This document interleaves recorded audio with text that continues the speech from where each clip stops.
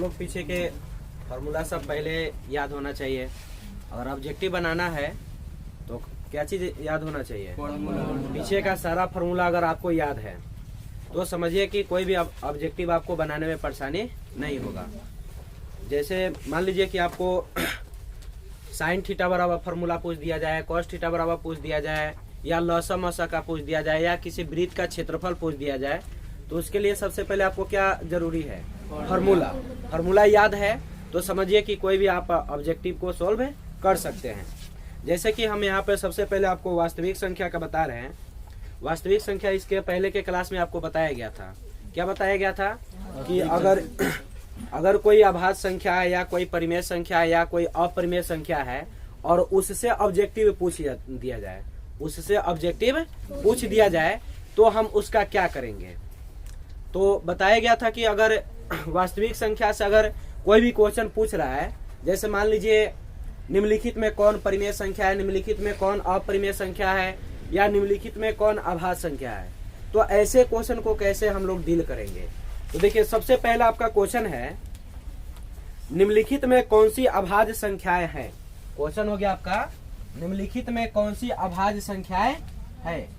तो देखिए निम्नलिखित में क्वेश्चन पहले ध्यान से सुनिए। क्वेश्चन बोर्ड पर नहीं लिखेंगे, आप लोग को क्वेश्चन सुनना है, क्योंकि लिखेंगे तो बहुत सारा स्पेस लगेगा। क्वेश्चन क्या हो गया?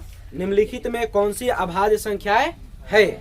ऑप्शन सुनिएगा। ए नंबर में है 27। ऑप्शन में क्या है? 27। और बी नंबर में है 35, सी नंबर में है 13 और डी नंबर में 20, यानी इनमें से कोई नहीं। क्वेश्चन ध्यान से सुन लीजिए। निम्नलिखित में कौन सी अभाज्य संख्याएं है।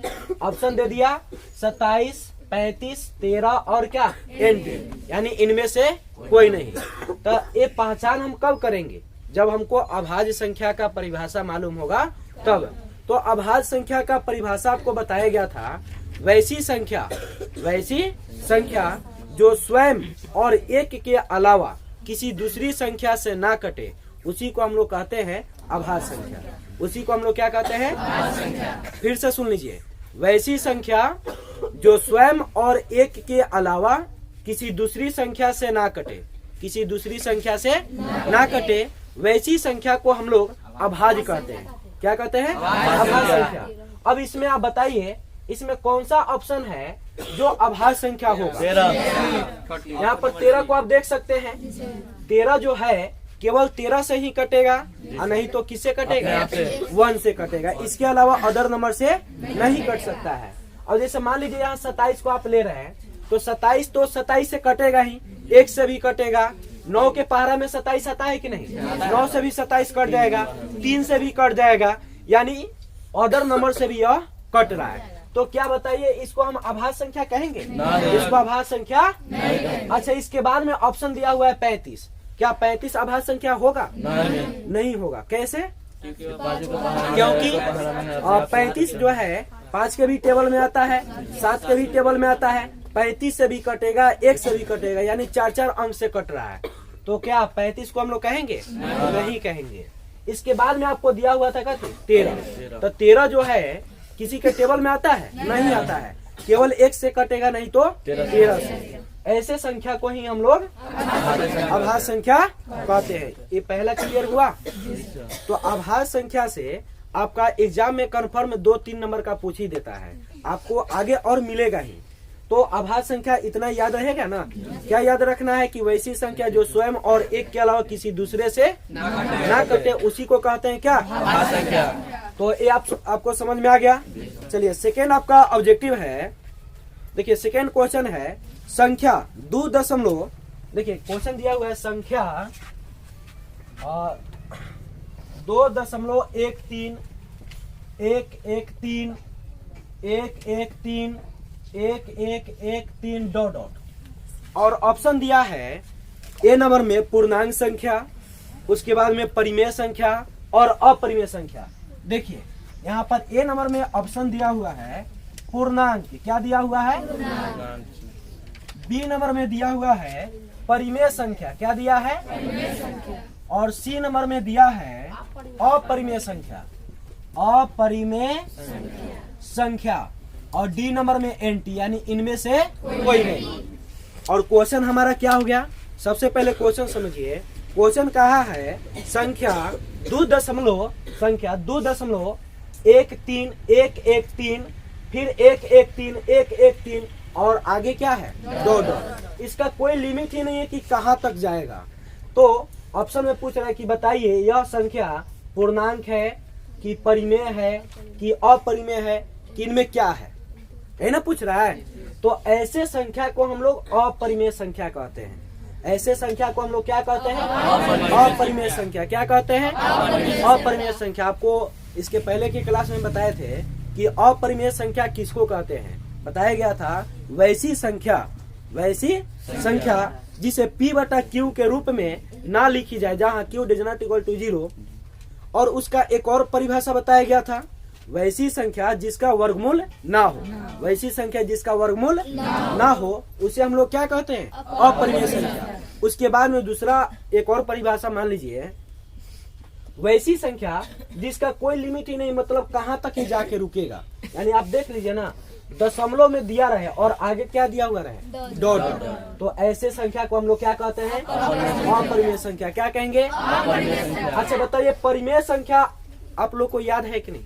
परिमेय संख्या का भी परिभाषा बताया गया था, वैसी संख्या जिसे p/q के रूप में लिखी जा सके उसे क्या कहते हैं, परिमेय संख्या।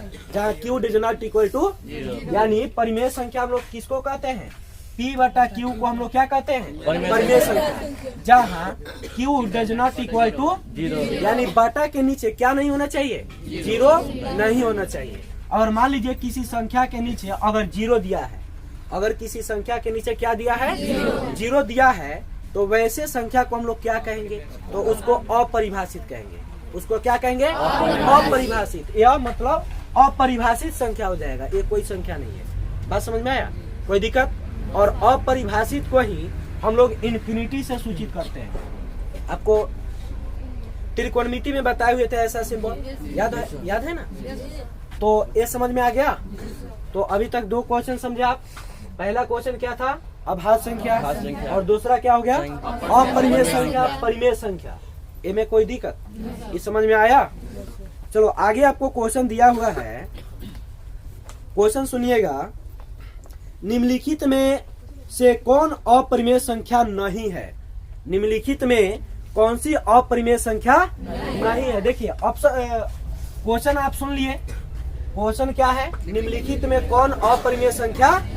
ऑप्शन देखिए, ऑप्शन दिया हुआ है, ऑप्शन आपको दिया हुआ है पाई, बी नंबर में दिया हुआ है √7, और देखिए उसके आगे दिया हुआ है आपको सी नंबर में दिया हुआ है √2 बटा √5, और डी नंबर में दिया है 3√75 और बटा में √48।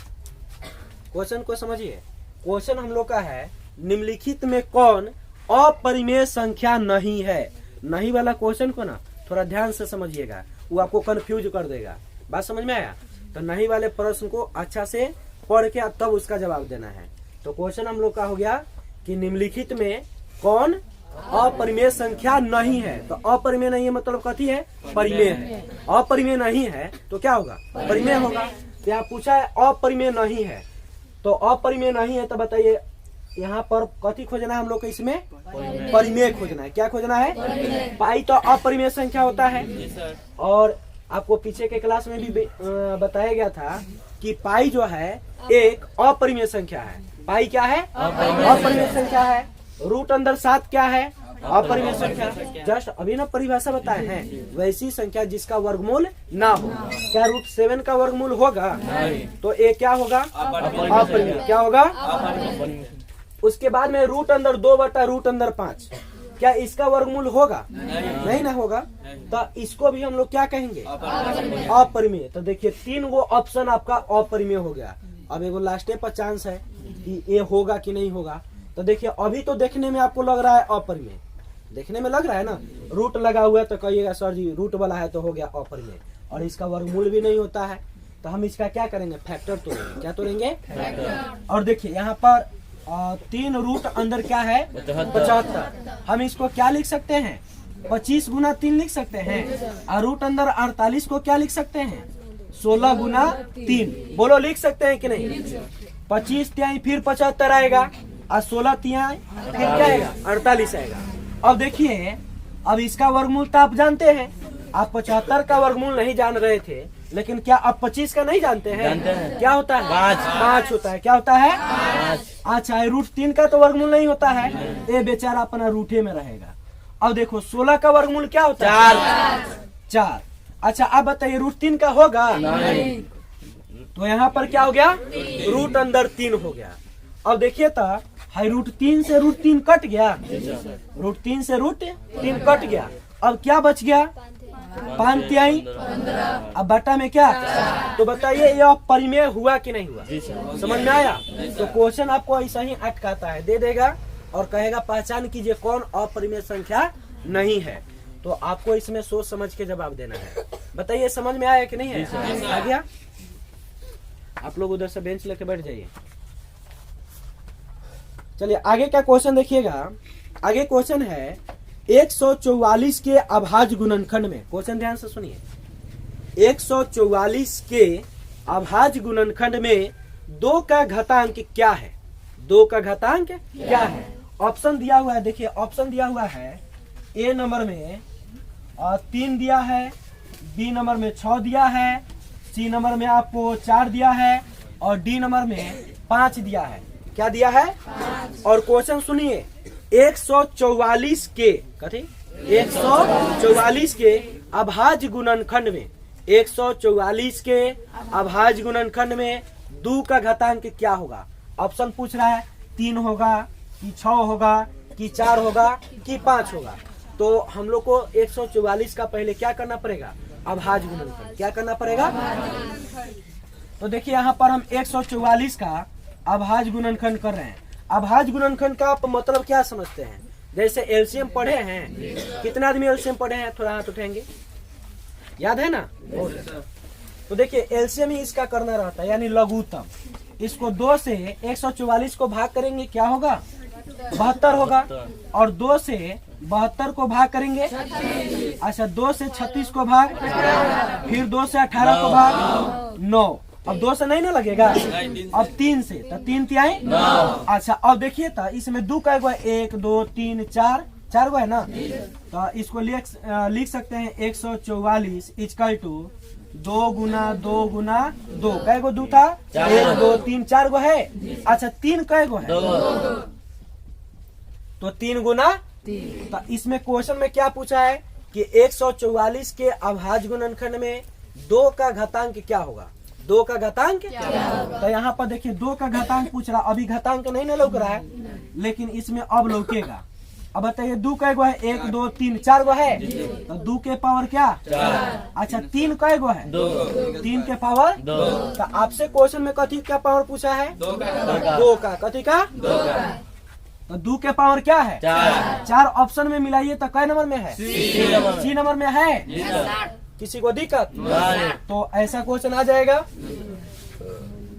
देखिए ऐसा भी क्वेश्चन आपको 1 नंबरिया में तो पूछता ही है, 2 नंबर का भी पूछ देता है।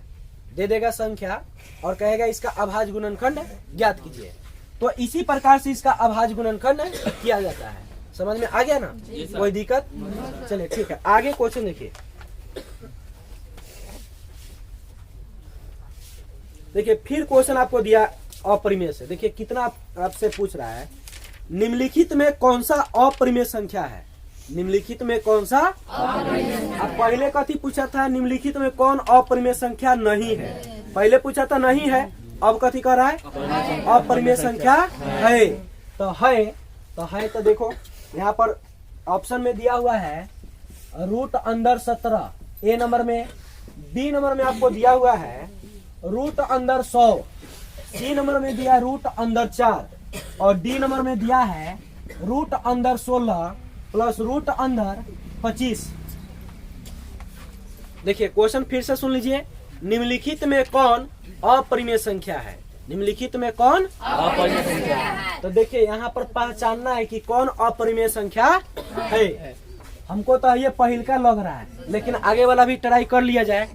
तो देखिए तो 100 का वर्गमूल क्या होता है, ये तो परिमेय हो गया। अच्छा रूट अंदर 4 का वर्गमूल क्या होता है, ये भी परिमेय हो गया। अच्छा यहाँ रूट अंदर 16 प्लस रूट अंदर 25 है। रूट अंदर 16 प्लस रूट अंदर क्या है 25। तो ऐसा क्वेश्चन आपको अटकाने के लिए देता है, ये कुछ नहीं है, बस इसका भी हम लोग क्या करेंगे, वर्गमूल निकालेंगे। 16 का क्या 4 और 25 का, तो बताइए 5 4 क्या होगा 9। तो देखिए तीनों तब बदल गया, यानी ये 10 हो गया है, 2 हो गया और ये 9, जिसको हम लोग क्या कहते हैं, परिमेय संख्या। क्या कहते हैं। और क्या रूट 17 का वर्गमूल होगा, नहीं ना होगा। तो जिसका नहीं वर्गमूल होगा उसी को ना हम लोग क्या कहते हैं, अपरिमेय संख्या। तो ऑप्शन नंबर हमारा ए सही हुआ। कोई दिक्कत ऐसा आएगा तो क्या छोड़ दीजिएगा, ठीक। चलिए आगे देखिए, देख लीजिए आपसे अपरिमेय संख्या से कई गो अब ये क्वेश्चन पूछ दिया। अभी तो अभी 100 ऑब्जेक्टिव आगे है क्या। देखिए आगे फिर क्वेश्चन है, 2 लगातार संख्याओं का मौसा है। 2 लगातार संख्याओं का मौसा है। देखिए ये भी आपका बहुत मस्त क्वेश्चन है। देखिए क्वेश्चन है 2 लगातार संख्याओं का मौसा है। ऑप्शन दिया हुआ है, देखिए हम केवल ऑप्शन लिख रहे हैं, क्वेश्चन आप लोग तो सुन ही रहे हैं क्या। अब क्वेश्चन लिखेंगे तो बहुत समय लगेगा। देखिए 2 लगातार संख्याओं का मौसा है। ए नंबर में 4, बी नंबर में 2 और सी नंबर में 0 और डी नंबर में 1। क्वेश्चन फिर से सुन लीजिए, रिपीट कर रहे हैं। 2 लगातार संख्याओं का मौसा है। 2 लगातार संख्याओं का मौसा है। तो देखिए एक बात आप लोग याद कर लीजिएगा, कॉपी में नोट कर लीजिएगा कि 2 लगातार संख्याओं का आपसे मौसा पूछेगा ना, तो उसका मौसा 1 होता है। क्या होता है, 1 होता है। ऑप्शन नंबर आपका कौन सा ही होगा, कैसे होगा। आप पूछ सकते हैं कि सर ये कैसे हुआ, तो इसका कारण बता रहे। जैसे मान लीजिए आप लगातार 2 गो संख्या लिए, 2 और 3, बताइए ये लगातार है कि नहीं। 2 के जस्ट बाद 3 आता है, तो हम लगातार यहाँ पर 2 संख्या ले लिए। अब इसका हम लोग HCF निकाल रहे हैं। क्या निकाल रहे हैं, तो 2 से 3 में भाग लगाएंगे क्या, तो 2 एकम 2 घट, अब यहाँ पर घटाना पड़ता है, तो क्या होगा 1, 2 यहाँ पर आएगा, तो 1 दूना 2, तो 2 कट गया। तो बताइए HCF क्या हुआ। अच्छा HCF क्या हो गया। बहुत बच्चे कंफ्यूज रहते हैं कि में आंसर हाई वाला होगा कि ई वाला। तो भाग वाला के लिए, भाग जब बनाइएगा ना, भाग सिंपल भाग, तो उसमें इधर वाला आंसर होता है, और जब मौसा बनाइएगा तो उसमें ए साइड वाला आंसर होता है। तो बताइए मौसा क्या आया 1।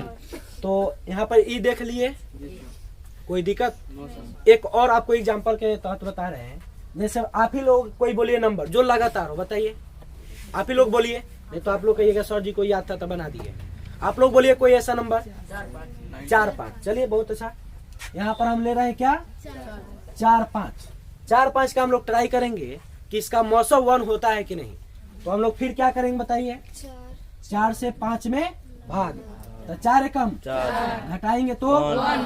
अब है 4 फिर आएगा, तो 1 चौका क्या है कट गया, तो इसका भी मौसा क्या है 1। क्या आया 1। तो इस पर भी आप देख लिए। अब दो को, तो इसलिए आप समझ सकते हैं कि कोई भी 2 लगातार संख्या हो, कोई भी 2 लगातार मतलब ये ध्यान में रखना है, लगातार होना चाहिए। क्या होना चाहिए, अगर लगातार है तब उसका मौसा क्या होगा 1, और लगातार नहीं है तब उसका कोई फिक्स नहीं है कि उसका क्या आएगा, उसको हल करना पड़ेगा। बात समझ में आया। तो ऐसा भी क्वेश्चन आपसे 1 नंबर का पूछ लेता है। चलिए नेक्स्ट क्वेश्चन देखिए, फिर आपका आ गया, निम्नलिखित में कौन सा परिमेय संख्या है। ये आपका परिमेय और अपरिमेय छोड़ेगा नहीं, ये मतलब बहुते पूछता है। अब इतना ही में जोड़ लीजिए ना, एगो इधर आ गया, यहाँ आ गया 2 गो, एगो यहाँ बता दिया 3 गो, फिर अभी चौथा आइए गया, अभी आगे मिलवे करेगा। देखिए ये भी क्वेश्चन सुनिएगा, निम्नलिखित में कौन सा परिमेय संख्या है। निम्नलिखित में कौन सा परिमेय संख्या है। ऑप्शन देखिए, ऑप्शन इसको मिटा देना, अगर नोट करना होगा तो आप लोग नोट कर लीजिएगा। हम वीडियो तो बन ही रहा है ना, वीडियो में से आप लोग बाद में नोट कर लीजिएगा। क्या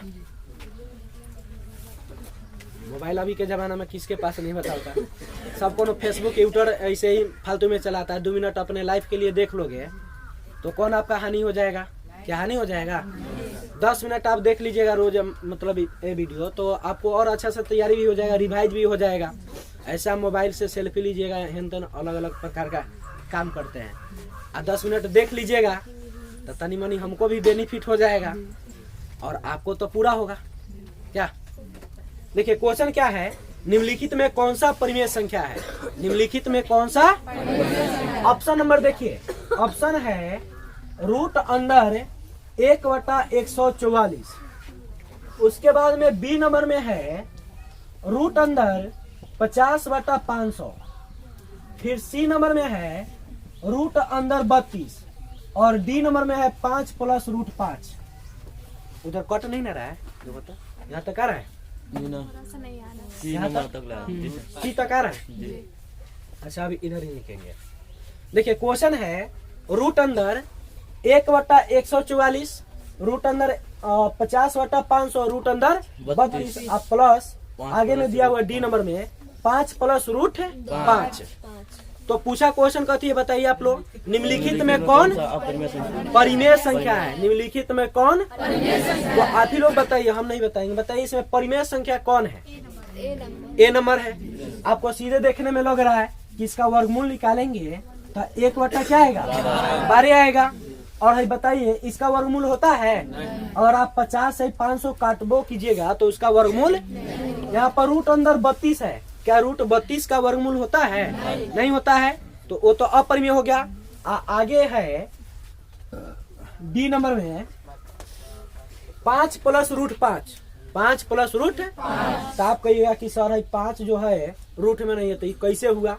तो अगर इस सिंगल अगर 5 रहता तब इसको हम परिमेय कहते हैं, लेकिन इसके साथ फेटा गया है कथी? √5। तब परिमेय और अपरिमेय का जोड़ अपरिमेय ही होता है, याद रखिएगा। परिमेय संख्या और अपरिमेय संख्या का योगफल एक अपरिमेय संख्या होता है। क्या याद रखना है? परिमेय संख्या और अपरिमेय संख्या का योगफल क्या होता है? अपरिमेय संख्या। तो ये क्या होगा? अपरिमेय। और क्वेश्चन में आपसे कथी पूछा था? परिमेय। तो ऑप्शन नंबर ए सही हो गया। आगे फिर क्वेश्चन देखिए,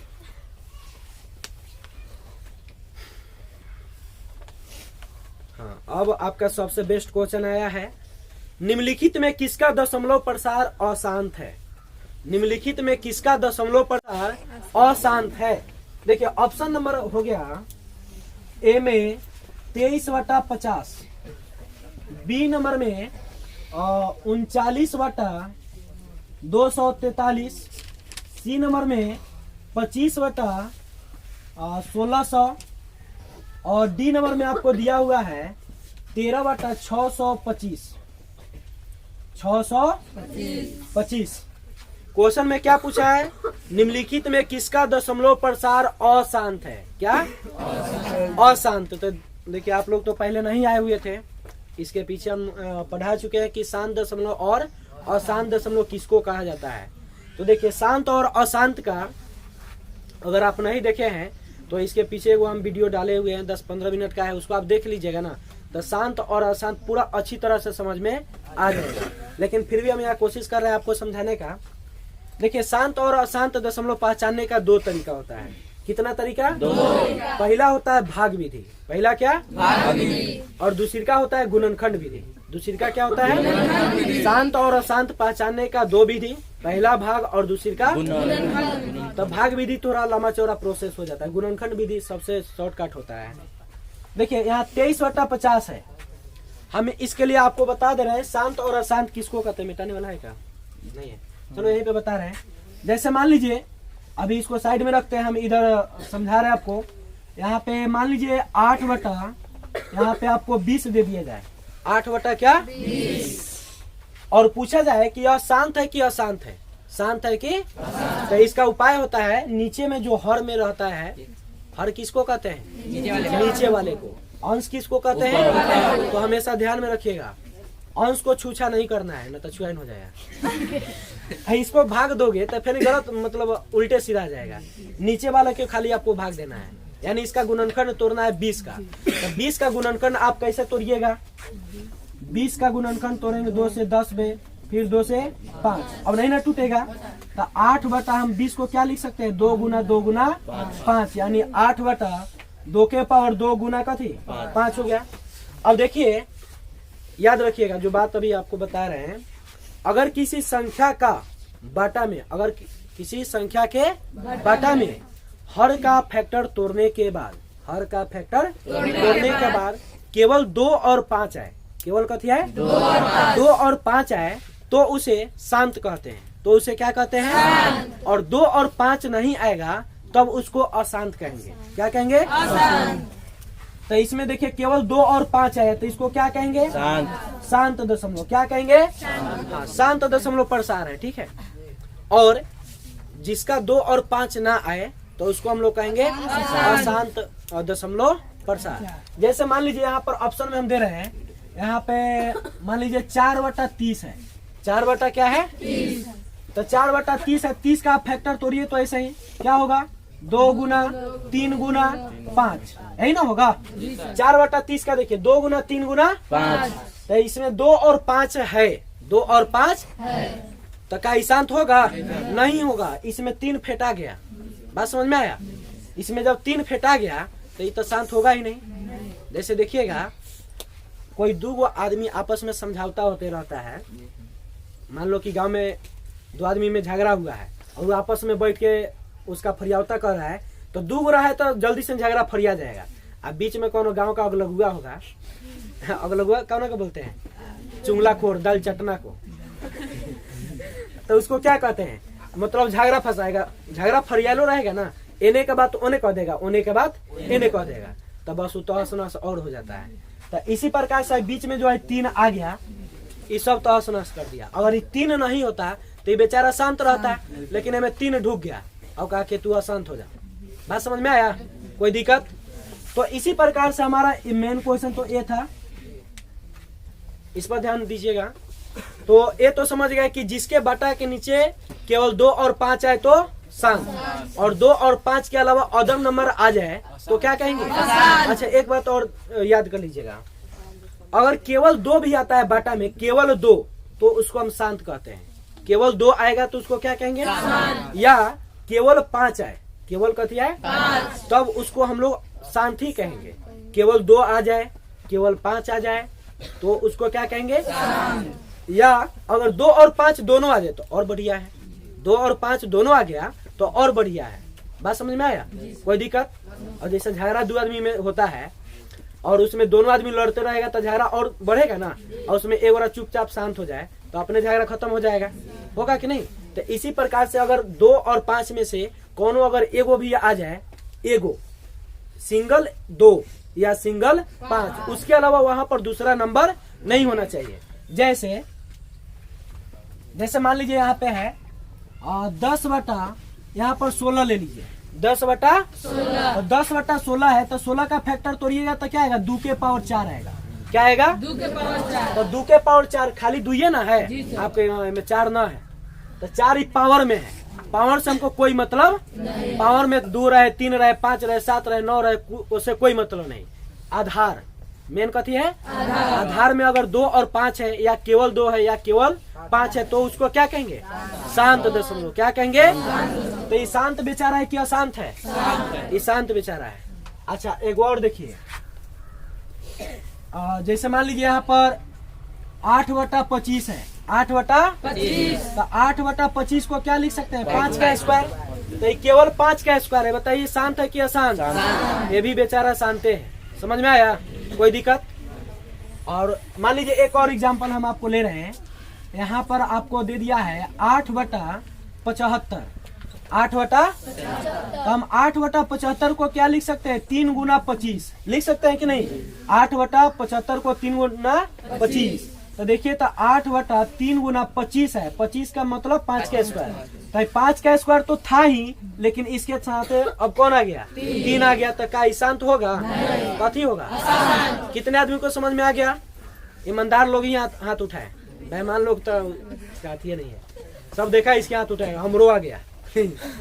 ऐसा नहीं करना है, आवे तब हाथ उठाइए, ना आवे तो फिर उसके लिए भी हाथ उठाइए कि सर हमको नहीं आया, हमको फिर से बताइए, कोई दिक्कत? तो अब देखिए इसमें हमको पहचान करना था कि इसमें कौन परिमेय संख्या है। परिमेय पूछा था ना, सॉरी शांत पूछा था ना।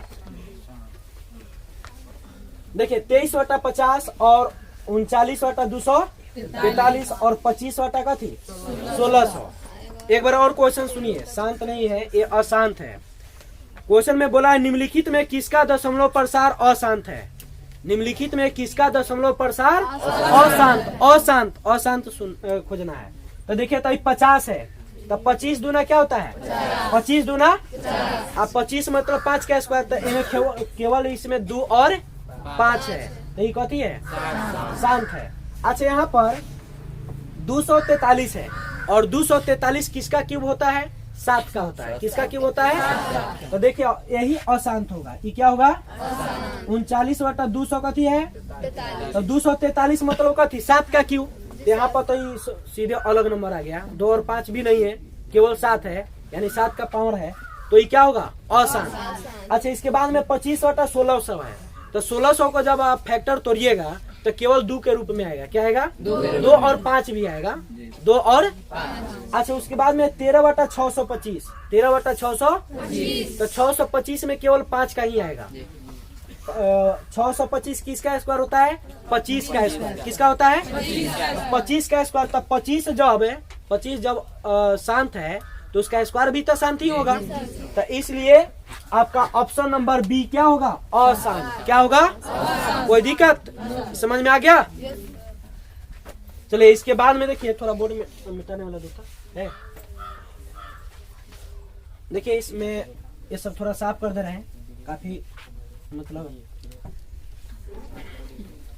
अच्छा इतना जो समझाया इसमें कहीं से डाउट है क्या? पूरा अच्छी तरह से समझ में आया? एग्जाम में आप लोग से ऐसा ही क्वेश्चन पूछेगा, ठीक है? और आप लोग आज का क्लास से कर लेते हैं पूरा अच्छी तरह से समझिए। आज जितना पढ़िएगा उसमें से अगर क्वेश्चन आ गया तब तो छोड़ने का मतलब चांस ही नहीं है। इसके बाद भी अगर आप छोड़ दे रहे हैं तो समझिए कि घर पर आप तैयारी नहीं कर रहे हैं, है ना? अगर इसके बाद ये पढ़ाने के बाद भी अगर आप नहीं बनाइएगा एग्जाम में तो हम क्या समझेंगे कि आप घर पे नहीं पढ़ते हैं। तो बस इसमें ज्यादा रटना उठना नहीं है, सिंपल आप पढ़ लीजिए हो जाएगा काम इससे। देखिए एक और क्वेश्चन देखिए आगे। देखिए क्वेश्चन है 0.7 पे रेकरिंग है, 0.7 पे रेकरिंग और बराबर में व्हाट भी है। देखिए बहुत अच्छा क्वेश्चन है। क्वेश्चन है 0.7 पे क्या है रेकरिंग और बराबर दिले है व्हाट। बराबर क्या है यानी 0.7 पर क्या है रेकरिंग और बराबर दिया है यानी इसके बराबर क्या होगा। इसके बराबर व्हाट का मतलब जानते हैं ना क्या पूछ रहा है क्वेश्चन में, क्या होगा मान। ऑप्शन दिया है, देखिए ऑप्शन में दिया है ए नंबर में 7/9, बी नंबर में आपको दिया है 7/90 और सी नंबर में दिया है 7/99 और डी नंबर में दिया है 7/10 दिया हुआ है। तो अब देखिए ये बहुत अच्छा क्वेश्चन है, ऐसा क्वेश्चन हमेशा 1 नंबर का पूछ देता है। तो देखिए यहाँ पर 0.7 पे रेकरिंग है, इसको हम एक ट्रिक के साथ बता रहे हैं। ऐसे तो इसका बहुत लंबा चौड़ा प्रोसेस है, वैसे बनाइएगा तो 2 नंबरिया में आप बनाइएगा। अगर 2 नंबर का पूछेगा तो बड़ा वाला प्रोसेस है और 1 नंबर में पूछेगा तो बनाइएगा बड़का प्रोसेस है, तो वही में रह जाइएगा। एग्जाम में आपका मेन होता है समय को आप कैसे बचा करके सारे क्वेश्चन को डील कर रहे हैं। क्या पता चले एगो क्वेश्चन में आधा घंटा लगाइएगा 10 मिनट लगाइएगा तो और सब कब बनाइएगा। देखिए तो यहाँ पर क्वेश्चन हो गया आपका 0.7 पे रेकरिंग है, इसके बराबर में व्हाट है, मतलब क्या होगा इसका मान। तो आपको हम बता रहे हैं इसका छोटा सा एक ट्रिक है। यहाँ पर देखिए 0.7 पर रेकरिंग है ना, इस रेकरिंग के बदले बाटा में एगो 9 लिखिएगा। बाटा में क्या लिखिएगा बाटा में क्या लिखना है और इसके पहले अगर कोई अंक होगा, इसके पहले अगर कोई अंक होगा तो यहाँ पर 0 लिखिएगा। अगर अंक नहीं होगा तो 0 नहीं लिखिएगा। क्या इसके पहले कोई अंक है नहीं ना है। आप कहिएगा दशमलव है 0 है तो ये अंक नहीं, मतलब 0 हो गया। हम आप कह रहे जैसे आपका नेचुरल नंबर यानी प्राकृतिक संख्या होनी चाहिए और जिसपे रेकरिंग ना हो, जिसपे रेकरिंग ना हो। तो अब यहाँ पर इसके पहले तो अंक है नहीं तो 0 नहीं पड़ेगा, इसलिए इसका मान हो जाएगा 7/9। तो ऑप्शन नंबर कौन आपका सही है? ए। कोई दिक्कत? एक और क्वेश्चन देखिए, जैसे मान लीजिए यहाँ पर 0.3 और दोनों पर एक रिंग है। दोनों पर क्या है? ये अलग से हम बता रहे हैं। 0.3 पर एक रिंग है और इस पर भी एक रिंग है, दोनों 3 पर एक रिंग है, तो इसका p/q रूप पे क्या होगा? तो देखिए ना, सिंपल है, दशमलव उड़ा दीजिए और दोनों पर एक रिंग है तो 2 कथी 9, तो 33 बटा कथी होगा 99। 33 त्याई कटेगा ना? नहीं कटेगा, 33 त्याई 99 होता है। तो 1 बटा आपको ऑप्शन में दे दिया रहेगा, ऐसा पहचान लेना है। कोई दिक्कत? हाँ, अब थोड़ा देख लीजिए जिसमें अंक दिया रहे, जैसे मान लो 0.4 और 5 पर एक रिंग है। 0.4 और 5 पर क्या है? रेकरिंग है। इसका अलग उपाय है कि यहाँ पर हम रेकरिंग को हटाएंगे, दशमलव को भी हटाएंगे और लिखेंगे 45 बटा रेकरिंग का कितने अंक पर है? 1 पर। रेकरिंग कितने अंक पर है? 1 अंक पर। यहाँ पर क्या 9? 1 रेकरिंग 1 अंक पर है, तो 1 9 और दशमलव सॉरी रेकरिंग के बाद में क्या अंक है? 1, तो बाटा में 1 0। और देखो जिस पर रेकरिंग नहीं रहता है ना, उसको इसमें से हम घटा लेते हैं, उसको इसमें से क्या कर लेते हैं? जिस पर रेकरिंग नहीं रहेगा उसके बदले नीचे में 1 0 और उसी अंक को इसमें से घटा लेना है। तो बताइए 45 में से 4 गया क्या? 41 बटा। क्या इसमें समय लगेगा? वही आप बड़का प्रोसेस से बनाइएगा तो ज्यादा समय लग जाएगा। कोई दिक्कत नहीं? समझ में आया? देखिए एक और, जैसे मान लीजिए 0.66 है और इस पर केवल 6 पर एक रिंग है, केवल एक 6 पर सिंगल, इस पर एक रिंग है। इसका p/q रूप आपसे पूछ रहा है। क्वेश्चन में ऐसे भी पूछेगा कि निम्नलिखित में इसका p/q रूप क्या होगा। तो यहाँ पर देखिए p/q रूप लाने के लिए क्या हो जाएगा? 66 और बाटा में कितना 99 और 1 पर रेकरिंग नहीं ना है, तो 1 का थी 0 सॉरी 1 9 होगा।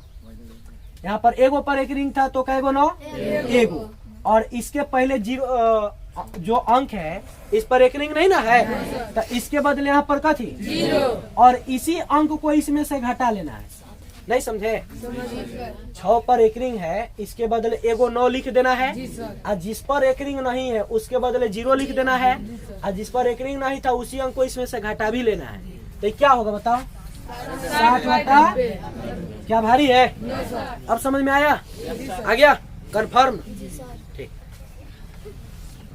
अब देखिए फिर एक और क्वेश्चन आपका आ गया, परिमेय अपरिमेय आपका साथ नहीं छोड़ेगा। होता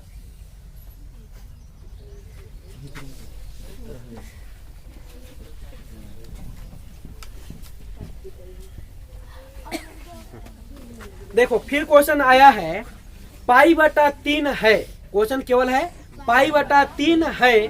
ऑप्शन ए नंबर में सुनिए, परिमेय संख्या, अपरिमेय संख्या, पूर्णांक संख्या, इनमें से कोई नहीं। देखिए क्वेश्चन में दिया है π/3 है, एक क्वेश्चन हो गया π/3 है। ए नंबर में ऑप्शन है परिमेय संख्या। कौन संख्या? परिमेय संख्या। बी नंबर में है अपरिमेय संख्या। बी नंबर में कथी? अपरिमेय संख्या। और सी नंबर में है पूर्णांक। सी नंबर में कथी है? पूर्णांक। और डी नंबर में आपको दिया है इनमें से कोई नहीं, इनमें से कोई नहीं। तो आप लोग तनी बताइए, तो π/3 इसमें कथी है?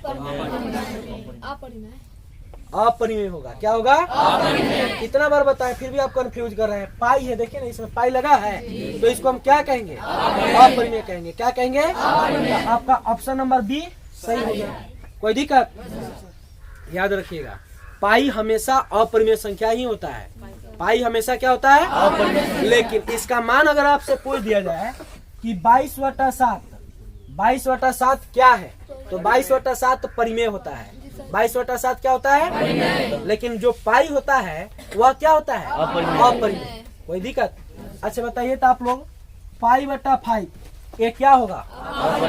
अपरिमेय। क्या होगा? अच्छा आप लोग बताइए 2π/3 ये क्या होगा? अपरिमेय। क्या होगा? अच्छा मान लीजिए 6π/2π, बताइए ये क्या होगा? बकलोल। अपरिमेय कैसे होगा? देखो ना, पाई से पाई कट गया तो 6/2 अपरिमेय होता है। यही में आप कंफ्यूज हो जा रहे हैं। ध्यान यहाँ पे रखिए। इस समझ में आया? कोई दिक्कत? बस 1 नंबर समझिए, इससे आपका पक्का हो जाएगा।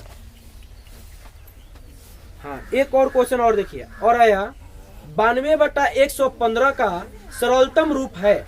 92/115 का कथी पूछ रहा है? सरलतम रूप।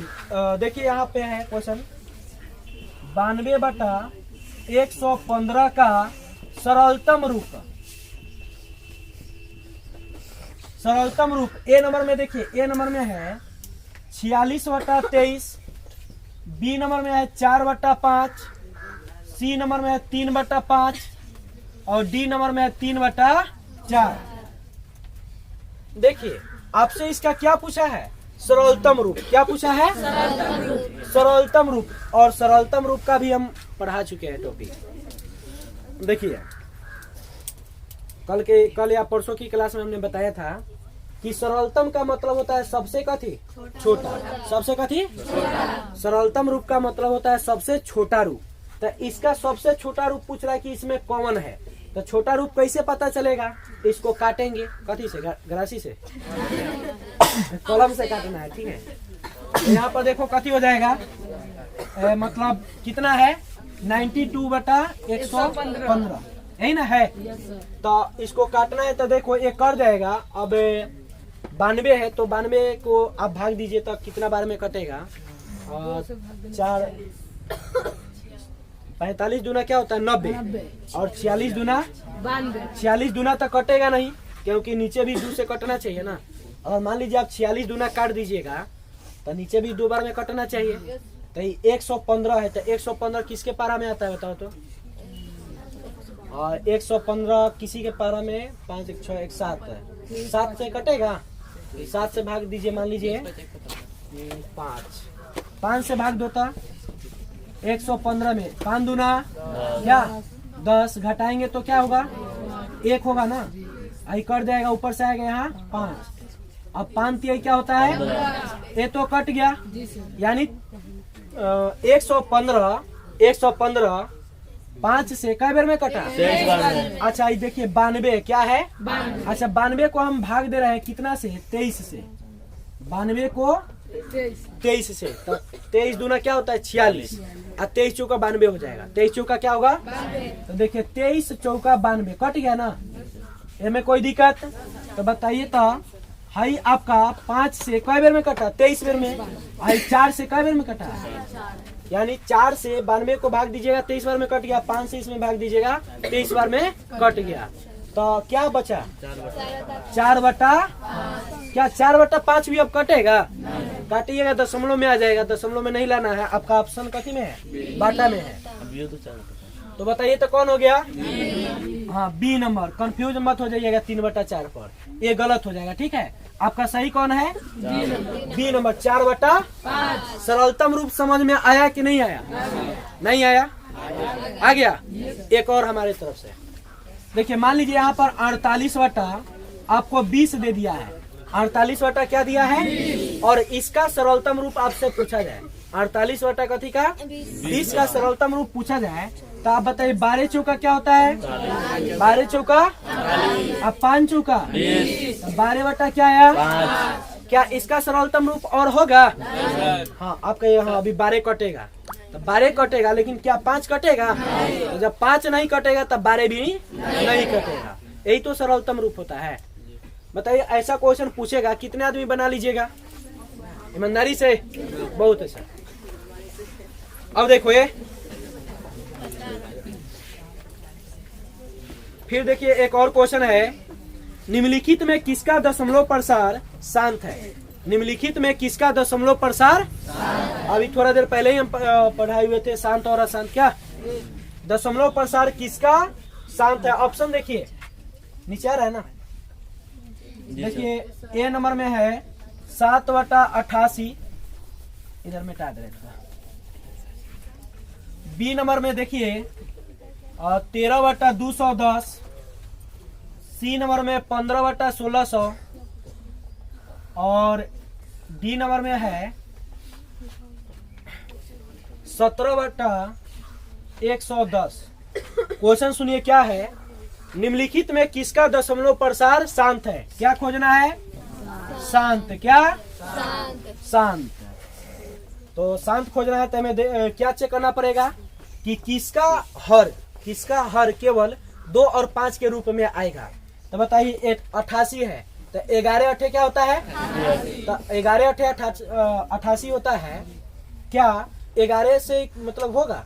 इसका तो रूप में बताया गया है केवल 2 और 5 के रूप में होना चाहिए, यानी 2 और 5 में है तो शांत है, 2 और 5 में नहीं है तो इसमें तो 11 आ गया। क्या ये होगा? अच्छा ये 210 है। क्या है?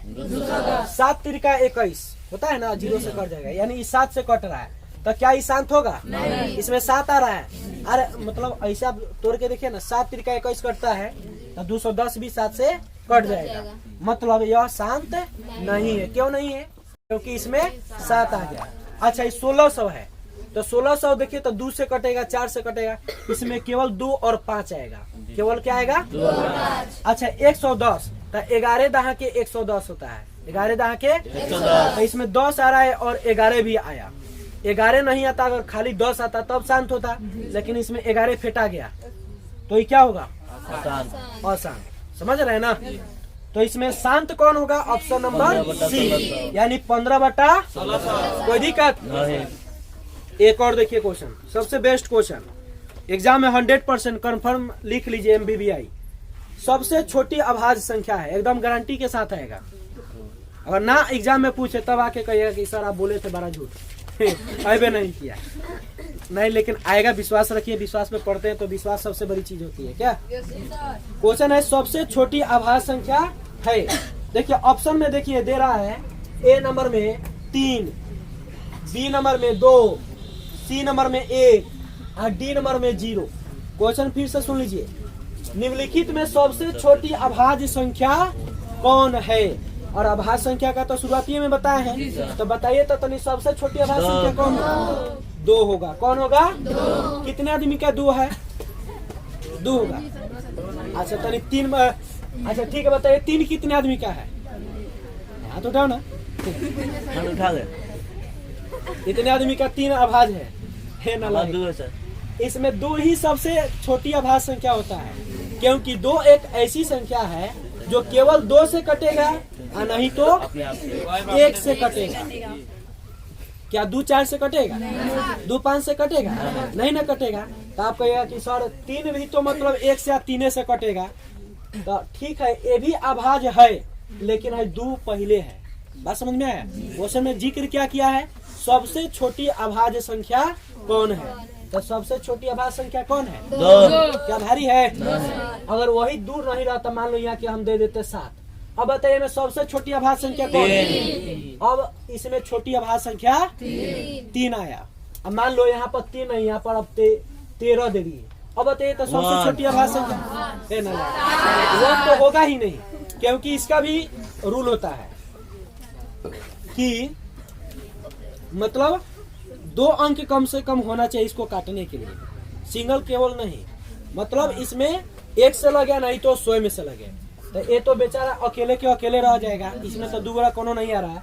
लेकिन 13 एक ऐसा संख्या है और 7 एक ऐसा संख्या जो अपने से कटेगा नहीं तो स्वयं से कटेगा। तो इसमें अब बताइए सबसे छोटी अभाज्य संख्या कौन होगा?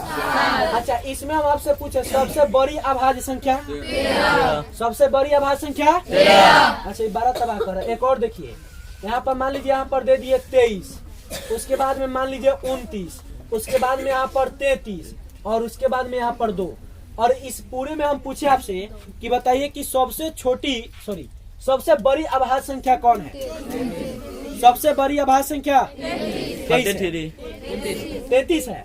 हम लोग 11 33 नहीं करता है, 11 से कहीं कटिए जा रहा है ना, 3 से भी कट रहा है। अच्छा 23 आप बोले हैं, तो हम क्वेश्चन में क्या पूछे हैं? सबसे बड़ी अभाज्य संख्या। तो बताइए 23 तो अभी पहले है, 29 देखिए ना, 29 केवल 1 से कटेगा और नहीं तो किससे कटेगा? 29 से। तो सबसे बड़ी अभाज्य संख्या कौन होगा? 29 होगा। सबसे बड़ी अभाज्य संख्या 29। अच्छा इसमें सबसे छोटी अभाज्य संख्या कौन है? 2। और सबसे बड़ी 29। अब बीचवा कौन है? 23 है। समझ में आया? चलिए आगे देखिए, फिर एक क्वेश्चन आ गया आपका, निम्नलिखित में कौन अपरिमेय संख्या है? ये आपका साथ नहीं छोड़ेगा। अगर इसको आप अच्छे से तैयारी कर लेते हैं ना, यही समझिए 5-7 नंबर आपको दे देगा। अपरिमेय और परिमेय ही मिलकर मानिए तो आपको 10 नंबर पूरा देगा। तो सोचिए कितना आसान टॉपिक है, खाली लॉजिकल बात है याद रखना। जिसका वर्गमूल नहीं होगा उसको अपरिमेय, जिसका वर्गमूल होगा परिमेय कहेंगे। देखिए क्वेश्चन में है निम्नलिखित में कौन अपरिमेय संख्या है? यहाँ पर देखिए ऑप्शन यहाँ पर लिख रहे हैं, पहचान करना अबकी बार आप लोग का बारी है। 121 और बी नंबर में है, देखिए बी नंबर में है रूट अंदर 196 और सी नंबर में है रूट अंदर 27 और डी नंबर में है 289।